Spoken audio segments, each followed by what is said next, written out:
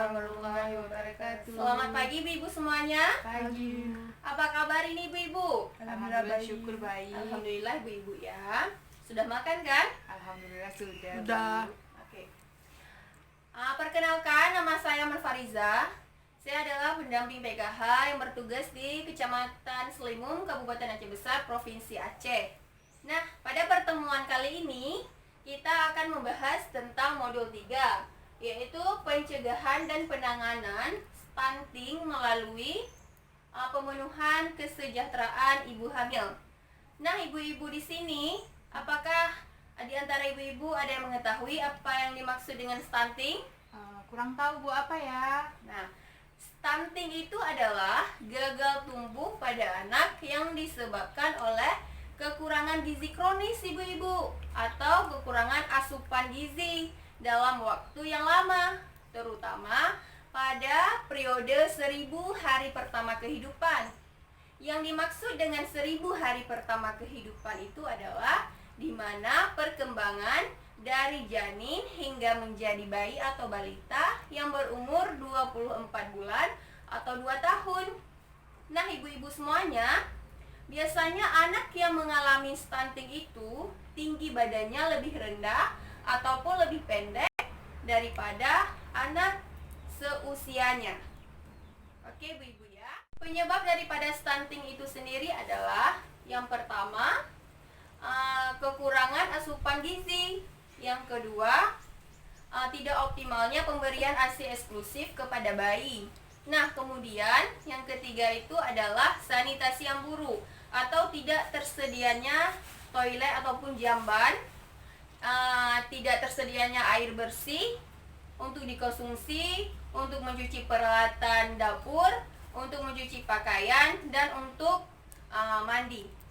Nah, apa dampak daripada stunting itu sendiri? Dampak daripada stunting dalam jangka pendek yaitu penurunan fungsi kekebalan tubuh bagi si anak yang menderita stunting. Kemudian ingatannya juga berkurang dibandingkan anak-anak yang seusianya. Nah, dampak daripada stunting jangka panjang apa? Dampak daripada stunting jangka panjang itu yaitu bisa menyebabkan stroke, hipertensi, kanker, dan lain-lain sebagainya. Oke, ibu-ibu ya. Bisa dipahami? Bisa Bisa, Bu. Bu. Ada pertanyaan? Tidak. Oke. Nah, kemudian akan kita lanjutkan tentang mendukung ibu hamil dalam mengakses informasi dan layanan yang tepat. Untuk mendukung ibu hamil, perlu perhatian ataupun dukungan dari suami, keluarga, dan lingkungan. Nah, ibu-ibu semuanya, apa sajakah bentuk perhatian dan dukungan suami kepada istrinya yang sedang hamil? Yang pertama itu, suami menemani istrinya untuk mengikuti kelas ibu hamil. Kenapa istri harus mengikuti kelas ibu hamil?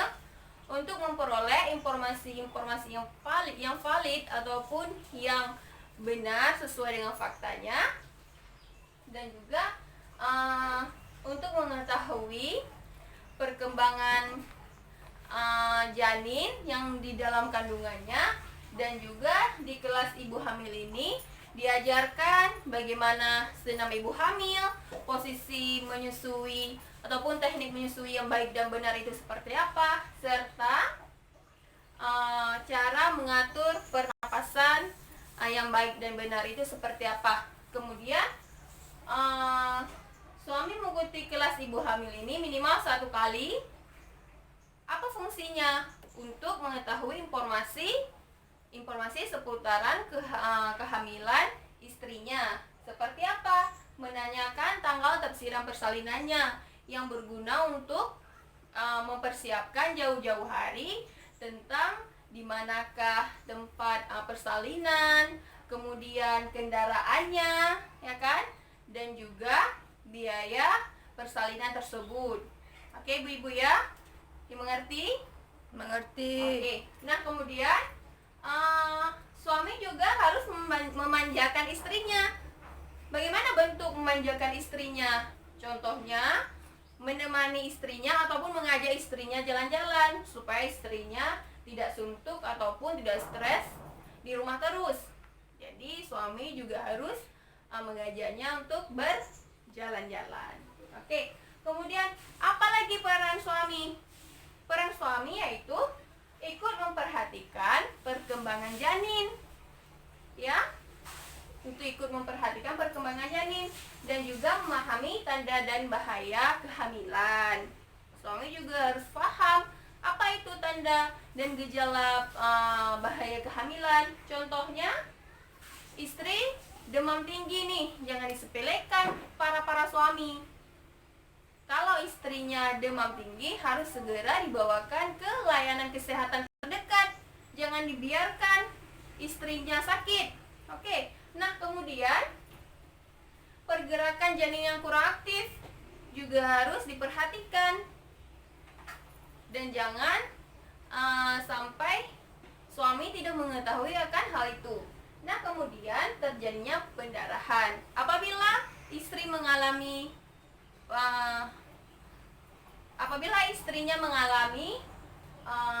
pendarahan, segera bawakan ke layanan kesehatan yang terdekat. Nah kemudian misal terjadinya air ketuban ibu pecah nih, juga harus segera dibawakan ke dokter ataupun ke rumah sakit. Oke, kemudian menanyakan tentang tanggal taksiran persalinan. Untuk apa? Untuk mempersiapkan diri jauh-jauh hari, ya kan? Apabila istrinya hendak melahirkan. Dan kompromi antara istri dan suami itu dimusyawarahkan ataupun dibicarakan mengenai di mana tempat persalinan, apakah di bidan desa ataupun di puskesmas. Nah kemudian kendaraan apa nanti yang akan dibawakan istrinya nanti ke sana pada saat mau melahirkan? Misal tidak mempunyai kendaraan, boleh meminjam kendaraan saudara ataupun tetangga. Nah kemudian juga biaya untuk persalinan itu juga harus dipersiapkan jauh-jauh hari. Paham ibu-ibu? Paham. Alhamdulillah. Kita lanjutkan ibu-ibu ya. Kemudian perhatian ataupun bentuk dukungan daripada keluarga seperti apa? Bentuk dukungan ataupun perhatian keluarga yaitu anggota keluarga yang lain bisa menggantikan peran ibu hamil tersebut dan juga peran istrinya, peran ayahnya ataupun peran suami. Untuk apa? Untuk memasak ataupun mengepel, mengerjakan pekerjaan rumah ya, dan juga untuk menemani anak yang lainnya belajar. Itu salah satu bentuk dari perhatian keluarga. Nah kemudian juga menjadi teman bicara untuk ibu yang sedang hamil. Jangan dibiarkan seperti itu saja, juga diajak bicara ya. Fungsi keluarga itu untuk mengajak ataupun ngobrol lah dengan ibu hamil, supaya ibu hamil itu tidak stres, dan juga memberikan semangat ataupun motivasi kepada ibu hamil ya, supaya ibu hamil ini senang. Nah kemudian memenuhi asupan makanan yang bergizi kepada ibu hamil, dan juga untuk memastikan istirahatnya itu teratur.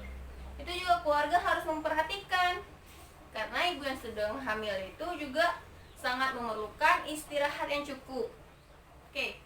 Nah kemudian bentuk dan dukungan orang-orang di sekitar ataupun lingkungan seperti apa? Mengajak ibu hamil untuk melakukan kegiatan sosial yang ringan dan menyenangkan untuk ibu hamil, ya. Dan juga membagikan pengalaman hamil ataupun pengalaman melahirkan, serta bersedia membantu ibu yang sedang hamil. Oke, kemudian sering mengunjungi ataupun menjenguk ibu yang sedang hamil, memberikan motivasi ataupun support, bercerita ya, yang membuat ibu hamil senang. Nah, kemudian mendoakan keselamatan ibu hamil dan juga bayinya, serta memberikan motivasi seperti saya bilang tadi ya ibu. Kemudian juga tetangga bisa iuran semampunya ataupun seikhlasnya untuk membantu ibu hamil yang kesulitan dalam segi ekonomi ataupun keuangan dalam menyiapkan persalinannya nanti. Nah oke ibu-ibu, apakah Ada pertanyaan? Tidak. Tidak ya. Bisa kita lanjutkan ya ibu-ibu? Bisa. Oke. Nah ibu-ibu semuanya, untuk mencari informasi yang tepat untuk mendukung ibu hamil, informasi yang tepat untuk mendukung ibu hamil di mana? Yang sudah valid dan tentu kebenarannya bisa didapatkan di layanan posyandu yang diadakan setiap 1 bulan sekali. Jadi di situ bisa ibu-ibu bertanya sepuasnya mengenai kehamilan, pasca persalinan, kemudian dalam pengasuhan anak. Oke. Kemudian di mana lagi? Di puskesmas. Puskesmas juga bisa ibu-ibu bertanya tentang kehamilan. Oke, yang sudah tentu kebenarannya dan tidak menimbulkan hoax ya ibu-ibu ya. Dan juga kelas ibu hamil yang seperti saya jelaskan tadi. Kemudian di pertemuan kelompok atau P2K2, pertemuan peningkatan kemampuan keluarga yang diadakan oleh pendamping PKH setiap 1 bulan sekali. Ibu-ibu bisa bertanya pada pertemuan kelompok tersebut, dan apabila ibu-ibu malu mungkin boleh menelpon ataupun bertanya secara pribadi pada pendampingnya. Oke ibu-ibu ya. Nah, tujuan daripada mencari informasi yang tepat untuk ibu hamil itu apa? Bertujuan untuk meningkatkan pengetahuan terkait kesehatan yang pertama, kemudian pendidikan, keuangan, kesejahteraan sosial, serta perlindungan anak. Oke. Nah, untuk menyeleksi informasi mengenai kehamilan, di sini ada 4 pertanyaan yang biasa kita jumpai dalam kehidupan ataupun lingkungan, mitos ataupun fakta. Nah, pertanyaan yang pertama apa? Ibu hamil bolehkah berhubungan intim? Mitos atau fakta? Jawabannya adalah fakta, berarti boleh. Penjelasannya apa? Tidak membahayakan bayi dalam kandungan karena bayi terlindungi oleh kantung ataupun kantong dan cairan ketuban, otot rahim yang kuat, serta lapisan lendir tebal di mulut rahim. Berarti boleh ya. Nah, untuk pertanyaan yang kedua, ibu hamil tidak boleh makan nanas. Nah, ini ibu-ibu sering kita jumpai di kehidupan kita.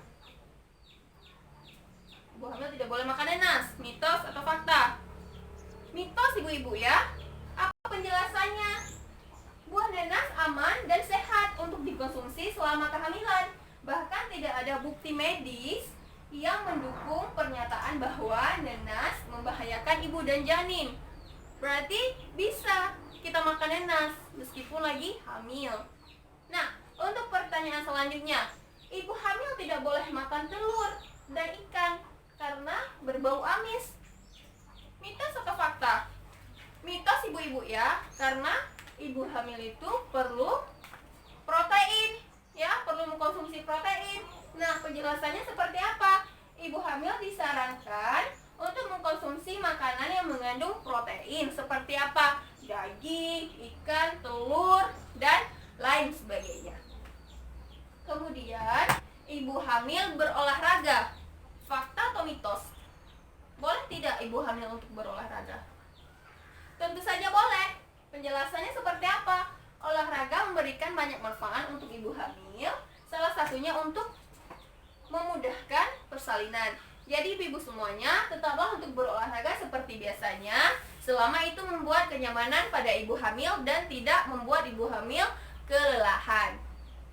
Oke ibu-ibu, ada pertanyaan sejauh ini? Tidak. Kita lanjutkan ibu-ibu ya. Iya. Oke. Nah, kemudian kita juga harus pandai ataupun bijak dalam menyeleksi informasi dalam mengenai seputaran kehamilan ini, karena banyak informasi ataupun isu yang beredar yang belum kita saring, tetapi kita sudah percaya saja, dan juga berbahayanya lagi kita tidak tahu dan kita sebarkan informasi tersebut ke orang lain, ya. Nah, yang pertama apa? Hindari percaya pada berita yang provokatif, berita yang tidak benar ataupun hoax, ya.